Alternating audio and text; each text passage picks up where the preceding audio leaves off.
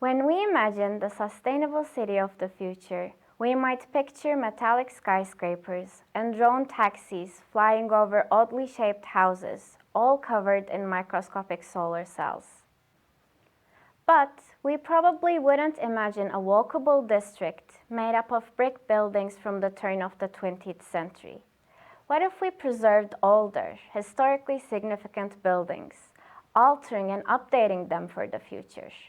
What if we let nature reclaim spaces in our cities, bringing benefits to all? Today, I hope to prove to you that we can build something radically new without tearing down the past. Walking down Pershing Road in Chicago's McKinley Park neighborhood, you'll be presented with a view of these hulking brick buildings.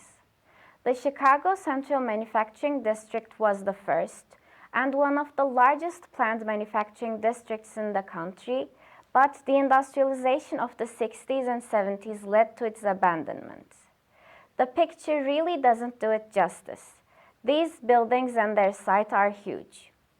So when it comes to abandoned sites, some advocate for tearing everything down and starting from scratch. But where some saw an eyesore, we saw opportunity. As a team of college students passionate about urban planning, we draw our inspiration from cities whose histories date back hundreds or even thousands of years. For example, as someone born and raised in Istanbul, I know that the layers of history can be preserved while accommodating the present and future needs of society. So, we really wanted to align these beautiful brick buildings with sustainability goals, and the answer was an adaptive reuse. In urban planning, adaptive reuse refers to the practice of breathing new life into disused buildings. This produces significantly fewer emissions, and it minimizes the disruption caused by construction. To minimize emissions, while respecting and honoring the history of the site, we decided to preserve all of the buildings while making key interventions to create a sustainable community of the future. So what does our plan actually involve? First of all, it involves industry. We're revisiting the past by bringing back these buildings' original functions, while looking to the future by focusing on sustainable industries.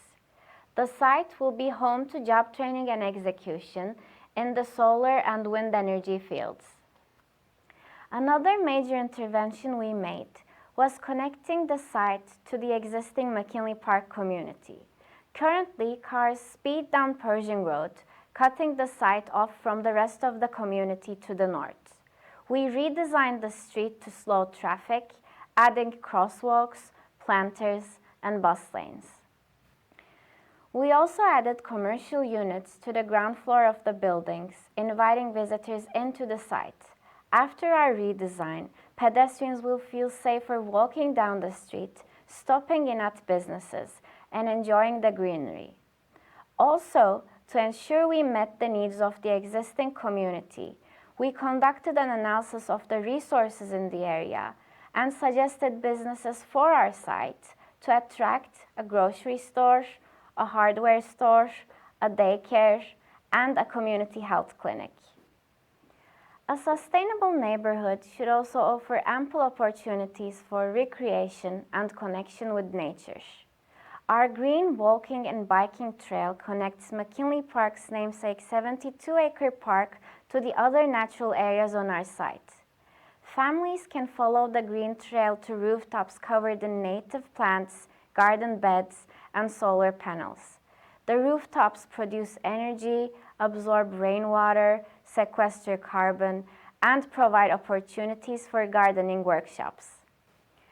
Erasing past planners' decisions may seem appealing when the past is so pockmarked by fossil fuel-dependent industries.